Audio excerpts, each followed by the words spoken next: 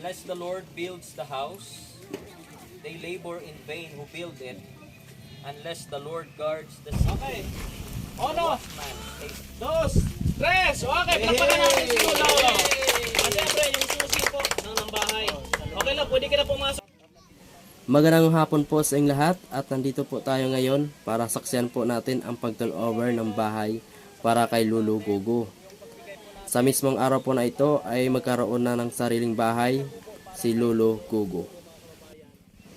Salamat po kay Kuya Raymond Agos at nabigyan po ng tulong si Lolo Gogo. Hindi na po siya matutulog sa butas-butas na bahay. Maraming salamat din sa mga sumusuporta sa mga ginagawa niyang pagtulong sa mga kababayang naghihirap. Sa ating vlog sa ngayong araw na ito ay nandito kami, sama-sama po kami dito mga kababayan upang saksihan ang pag-turnover po natin sa munting kubo po ni Lolo Gogo. Ayan, bago tayo mag-umpisa, siyempre meron pong blessing, no? House blessing, dasal para patnubayan ng Panginoon ang pagtira po ni Lolo Gogo po dito mga kababayan. Unless the Lord builds the house, they labor in vain who build it. Unless the Lord guards the city, the watchman stays awake in vain. Nagatudlo ni sa aton mga utod, kag naga-remind sa aton nga ang aton pagpangabutlay, ang aton nga bisan ining pagpatukod da sang balay, it will be in vain kung wala ang Ginoo sa sentro city.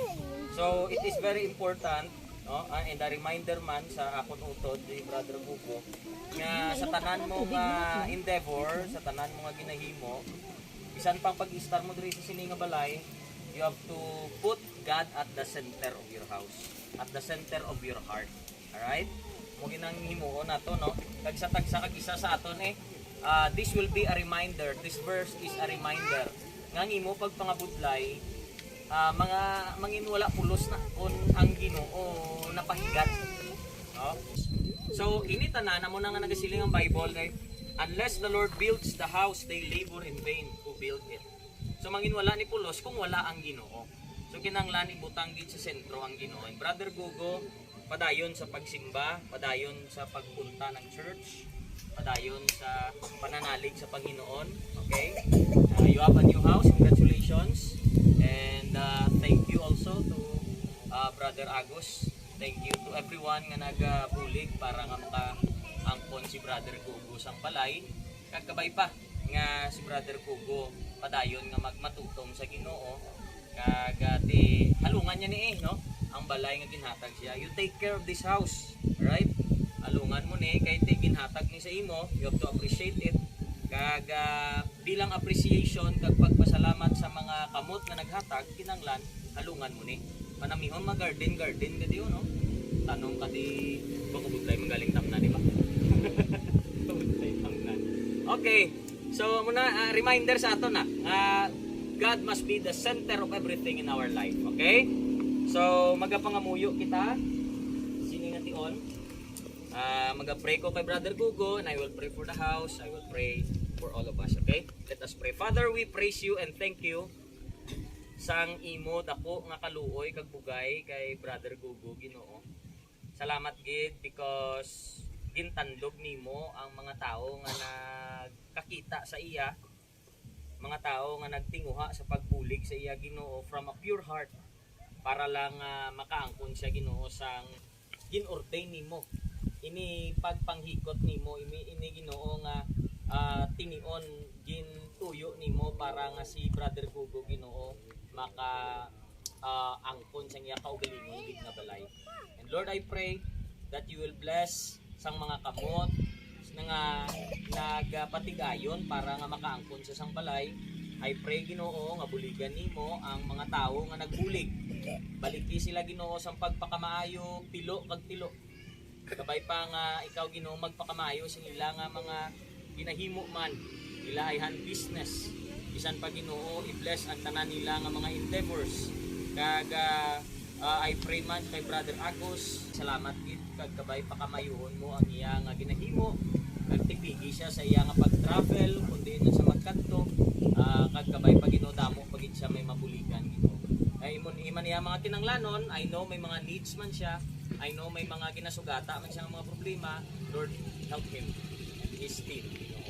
And I pray nga ini nga balay ikaw mag-protection, ini nga balay Ginoo ikaw gid mag-tipig, ipalayo ini Ginoo sa mga makawat, ipalayo ini Ginoo sa mga hindi amo nga mga insidente ayhan, ipalayo ini Ginoo sa sunog kag kung ano pa nga mga hindi nami nga mga hitabo. Kag subong man please protect Ginoo sa amon nga utod si Brother Gugo nga kabay pa padayon nimo siya buligan kag kabay pa nga tagaan nimo siya sa desire nga kilalahon pag ikaw kabay pa nga ikaw gid Ginoo magabulig sa iya nga makapadayon siya sa pag simba sa imo, makaalagad gid siya sa imo Ginoo hasta sa tion nga gintalana manimo sa iya kag sa tagsas kagisaman sa amon.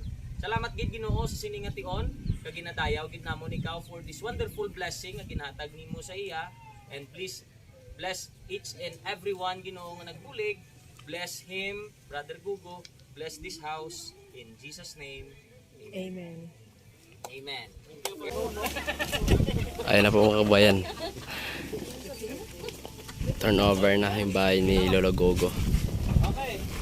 1, 2, 3. Okay, palakpakan natin si Lolo. Siyempre, yung susi po ng bahay.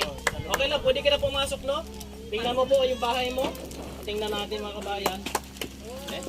Ay, taglit na no? Pwede ka na mag-asawa dito, no? Tatindog lang tanan. May mga gamit ka na. Pwede ka na sa gamit yan. Ang kulang na lang dito. Sawa na lang.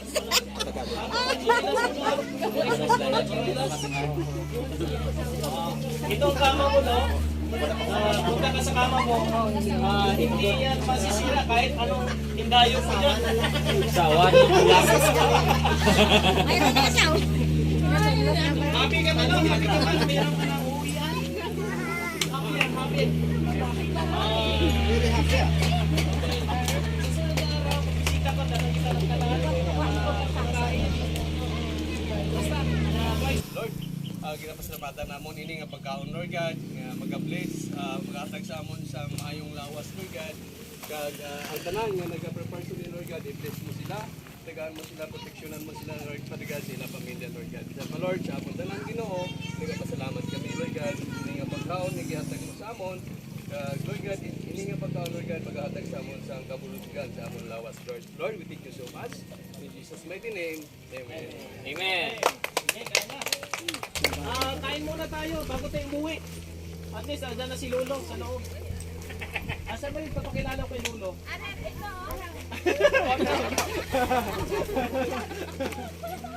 Sige, kain.